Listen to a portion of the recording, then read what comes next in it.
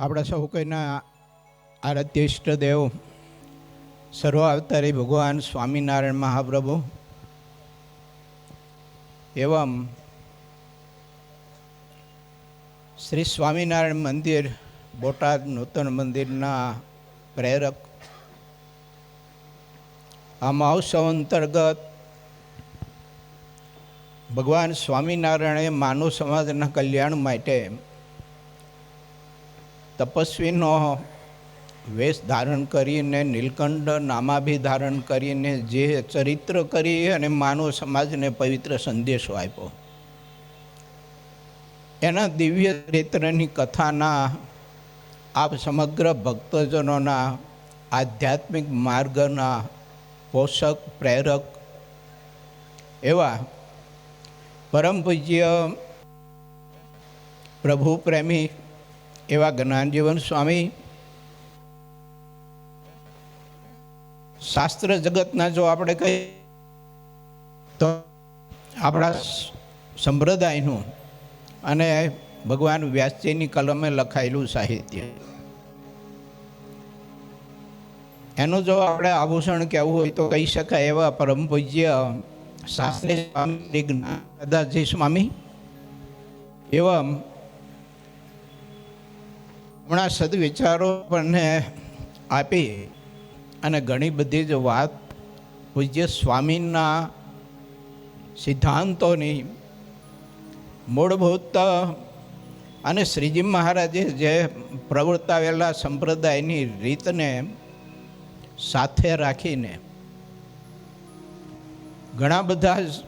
સ્વામીના માધ્યમથી જે અનેક પ્રકારના આ સત્સંગ સંવર્ધના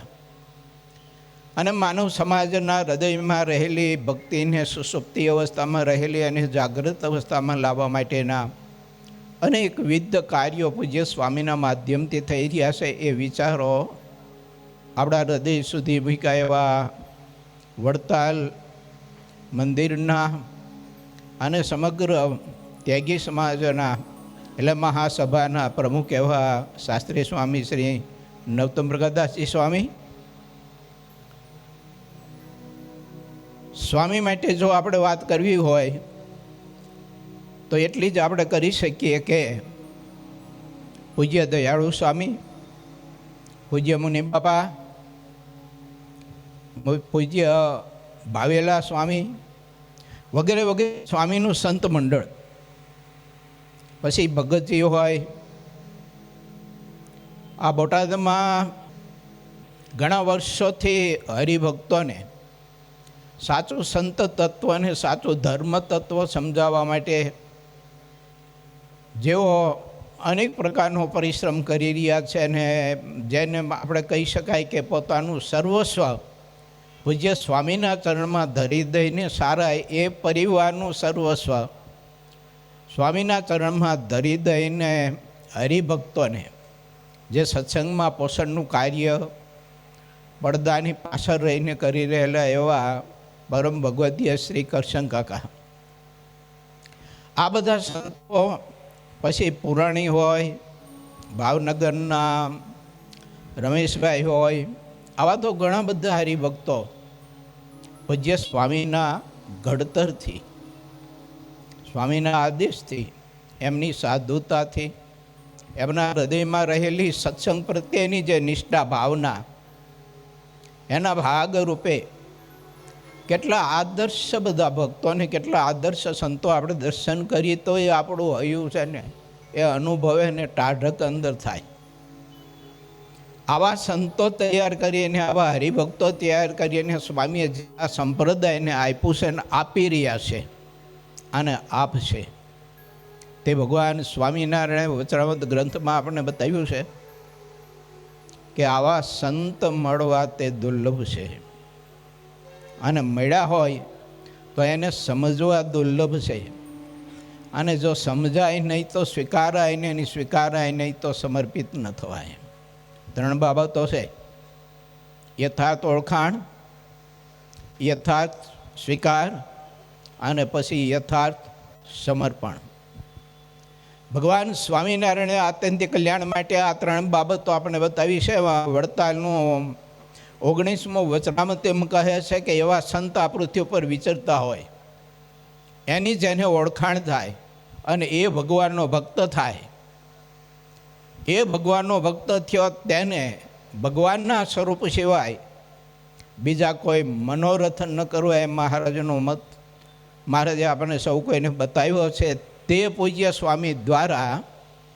આજે સત્સંગનું કેટલું બધું કાર્ય થઈ રહ્યું છે. કેટલા આત્માઓ ભગવાન તરફ મોટો જેમ નદીનો પ્રવાહ જળનો વહેતો હોય એ રીતે આત્યંતિક કલ્યાણના માર્ગે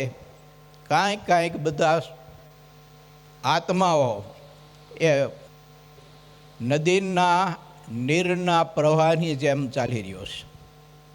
આવા સંત મળવા, એવા સંત સમજવા, એનો સ્વીકાર કરવો, એની મરજીમાં રહેવું બહુ કઠિન કામ છે. અને સમજાઈ જાય તો આત્યંતિક કલ્યાણ માટે બહુ સુગમ રસ્તો છે. માટે વાલા ભક્તો, વધુ સમય નહીં લેતા ભગવાન સ્વામિનારાયણે આપણને જે મૂળ આપ્યું છે આ સત્સંગનું, ઉત્તમ સ્વામીએ કહ્યું તેમ તે મૂળની સાથે જોડાવા માટેનો અને જોડવા માટેનો જે સ્વામીનો આશય, અને આવા એક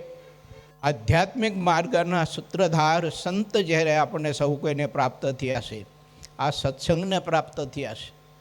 એ આપણા બધા જ માટે બહુ ગૌરવની વાત છે. આવા બધા નાના મોટા પ્રસંગોથી માનવ જીવનમાં કઈ રીતે ભગવાનની ભક્તિ ઉદય થાય, વધુ શ્રદ્ધા ઉત્કૃષ્ટતાને પામે અને આત્મા જન્મ મરણથી મુક્ત થાય, એવા શુભ આશયથી પૂજ્ય સ્વામીના માધ્યમે અનેકવિધ આવા નાના મોટા બધા કાર્યો અને આવા બધા પ્રસંગોના માધ્યમે કંઈક આત્મા મહારાજની મૂર્તિના મહાસુખિયા થઈ રહ્યા છે, થશે. એક જ વાત કે આ બોટાદ ગામ એટલું બધું ભાગ્યશાળી છે. અંત્યના 24માં મુક્તાનંદ સ્વામીના પ્રશ્નથી ભગવાનના ચરણ કમળની સેવાને પામવા માટે 16 સાધન સિદ્ધ કરવા પડે, ત્યારે એ ચરણ કમળની સેવાને પામે એ અક્ષર મુક્ત એવા ગોપાળાનંદ સ્વામીએ આ બોટાદ ગામની ધરતીના માનવ સમાજને ચરણાવી પધરાવી અને મોક્ષનું દ્વાર ખુલ્લું કરી દીધું. એ પરંપરામાંના અપરમશ, એ પરંપરાના પૂજ્ય સ્વામી, આ સ્વામીનું સમગ્ર સંત મંડળ એ પ્રાપ્ત થયું છે. માટે એ ચરણાવિંદ જે ગોપાળાનંદ સ્વામીએ પધરાવી આપ્યા છે, તે ચરણાવિંદમાં વધુ ને વધુ શ્રદ્ધા દૃઢ થાય એના માટે પૂજ્ય સ્વામીનો આ બધો જ દાખલો ને પુરુષાર્થ છે. આપણે સૌ કોઈ એક મન આ થઈ એ મહારાજના ચરણ કમળમાં આપણી શ્રદ્ધાને પર્વત પ્રાહે રાખી અને દૃઢ કરી અને ભગવાન શ્રી હરિની મૂર્તિના સુખના ભોગતા શક્તિ દેહે આપણે સૌ કોઈ થઈએ અને પ્રગટને પ્રગટ ભગવાન પુરુષોત્તમ નારાયણને ઓને તમે અતિશય માણીએ. બસ આ આશય સ્વામીના દિલમાં અખંડ અખંડ રમી રહ્યો છે. કારણ કે અમે બધા સંતો લગભગ હું ના ભૂલતો હોય તો આ બોટાદમાં તો લગભગ આ કરશન કાકા અને પુરાણીને બધા જે ભક્તો છે એને લગભગ 50 વર્ષથી સંબંધ છે અને 50 વર્ષથી હું જાણું છું. પુરાણી સ્વામી જીવન સ્વામી બોટાદ વધારેલા શિકા કાકાને ત્યાં ઘેર, અને ત્યારે હું પૂજ્ય સ્વામી બીજા બધા સંતો હતા, ત્યારે આપણને એ વખતનું દર્શન, એ વખતની સ્વામીની કૃપા દૃષ્ટિ, એ બધું જ આ માહોલ જોતા આ સંતોનું દર્શન થતા અત્યારે પ્રત્યક્ષ આમને સામને અનુભવાય. આવા મોટા પુરુષની કૃપા, પૂજ્ય સ્વામી ઉપર અઢળક ને અઢળક રાજીપો. માટે વાલા ભક્તો, વધુ સમય નહીં લેતા વાત એટલી જ છે કે ભગવાન સ્વામિનારાયણના ચરણમાં એવી પ્રાર્થના કરું કે આ મંદિરમાં જે ભક્તોએ નાની મોટી સેવા કરી છે, કારણ કે આ મંદિરમાં તમે સેવા કરો એ સીધી ગોપીનાથજી મહારાજના ચરણમાં જ બધી પહોંચે. કારણ કે ગોપીનાથજી મહારાજના તાબાનું જ્યારે આ મંદિર થતું હોય અને થયું હોય તો એ સેવાનો યોગ મળ્યો છે ને જેને જેને સ્વીકાર્યો તે તમામ